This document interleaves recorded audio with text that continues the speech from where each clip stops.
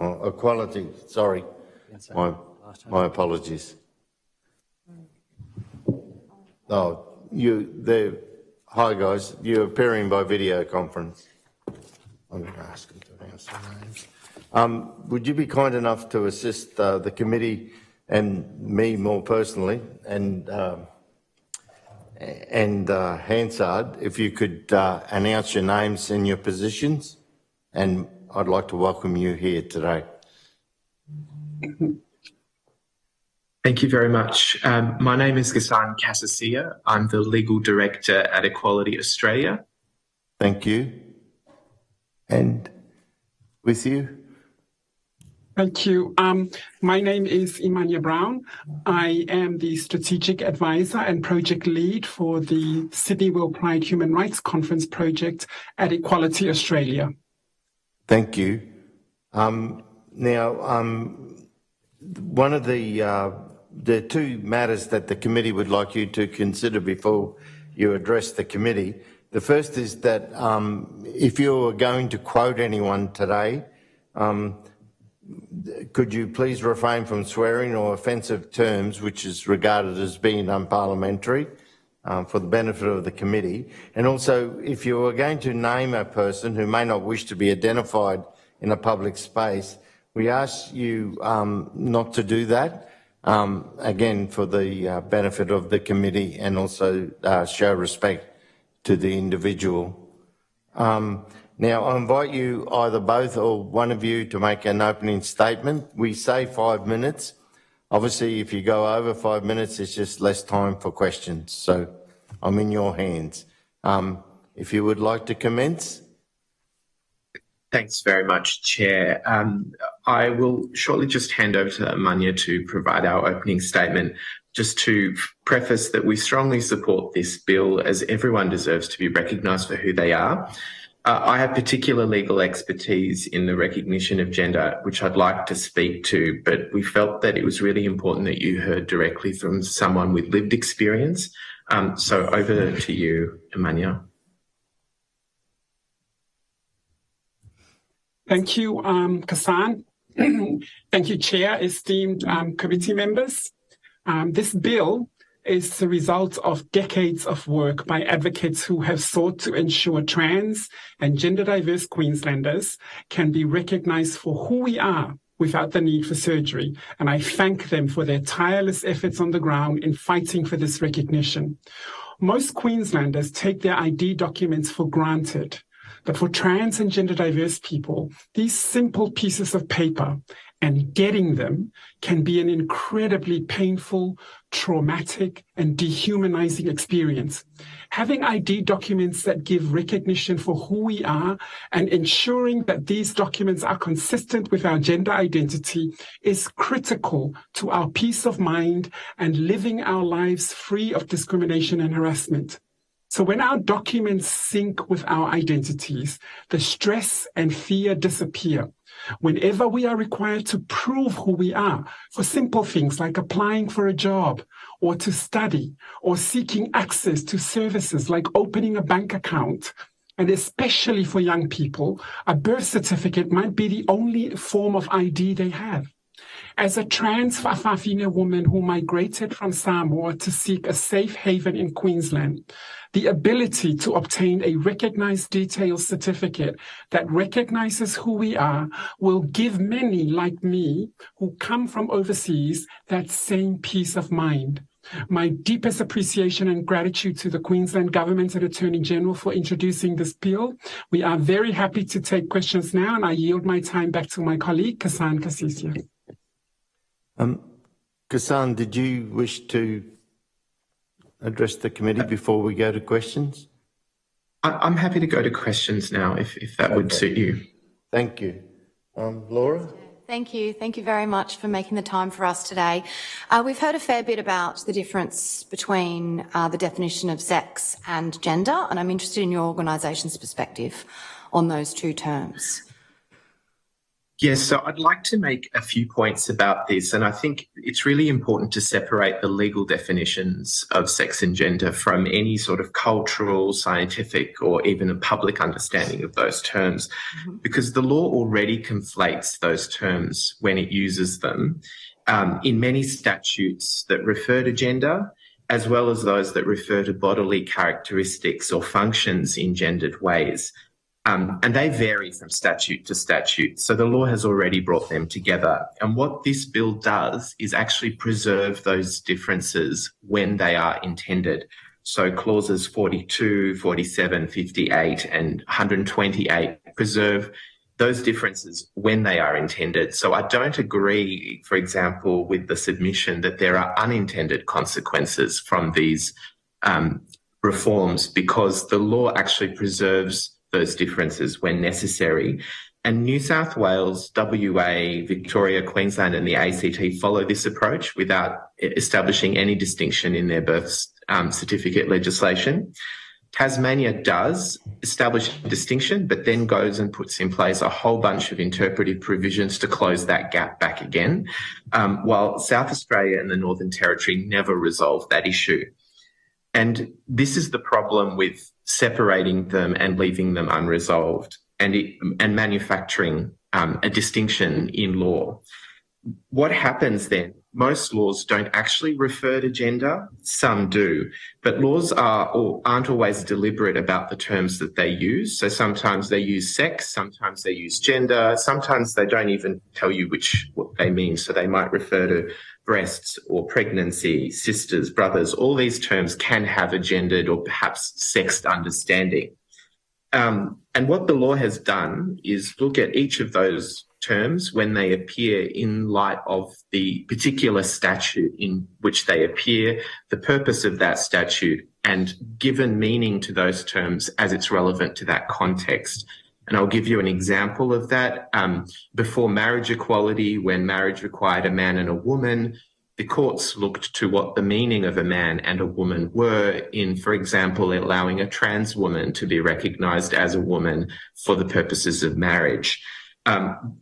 One of our recommendations is that there is an audit following the passage of this bill just to make sure that those isolated examples are identified and remedied where necessary. But as I say, the distinctions are preserved by this bill where they're intended. And inserting a distinction in this bill would actually be very harmful for trans and intersex people, because it would make it very unclear what their rights are in which context, when you effectively have two very similar statuses, one on sex and one on gender, which may not align, and it would be unclear under all of those consequential pieces of legislation which is intended. Thank you.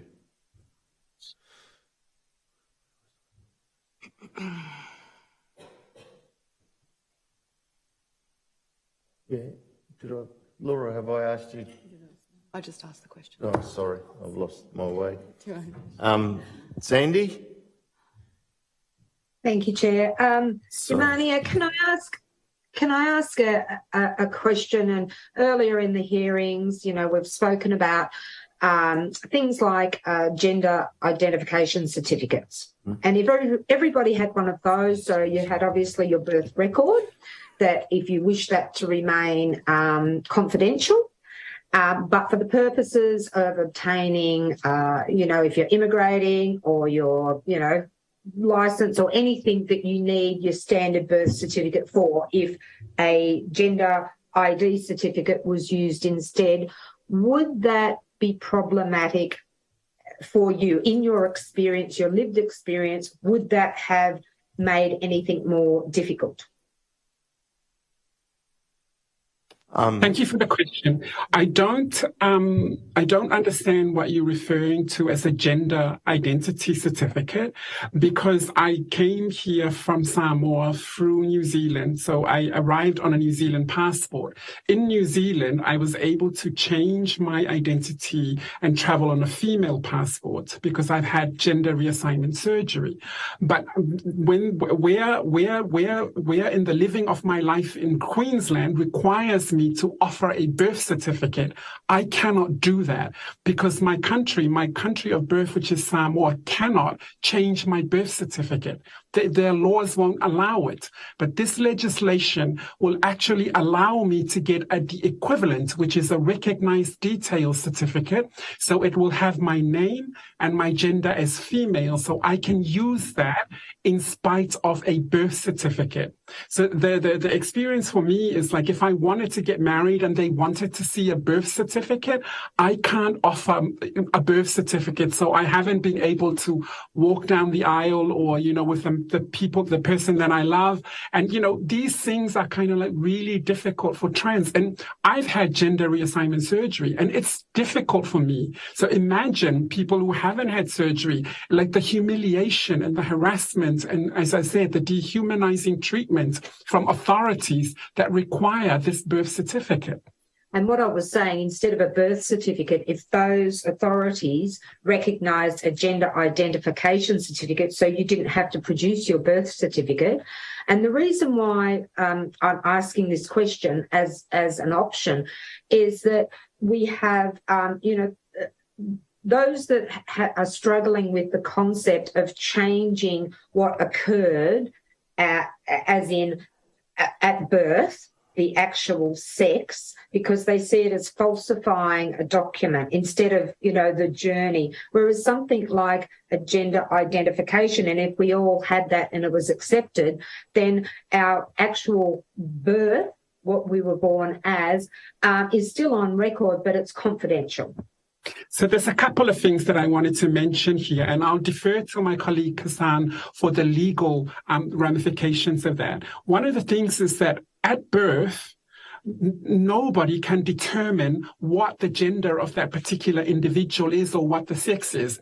All you can determine is the primary sexual characteristics, right? But there are known cases of babies that were born that have additional chromosomes that technically make them female. But now we're going to write them up as male based on their idea, the primary sexual characteristics.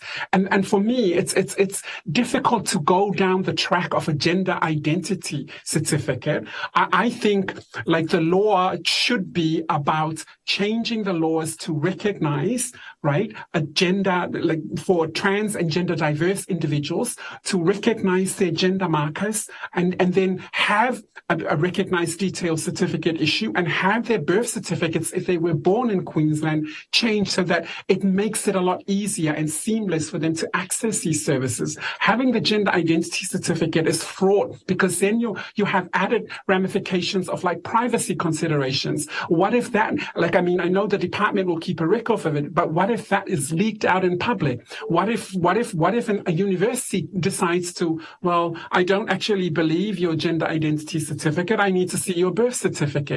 Because, it becomes very convoluted and very difficult. Whereas what they're proposing now in this bill for me is a very simple solution. But I'll defer to my colleague Kasan for the legal situation around what you're asking. Thank you.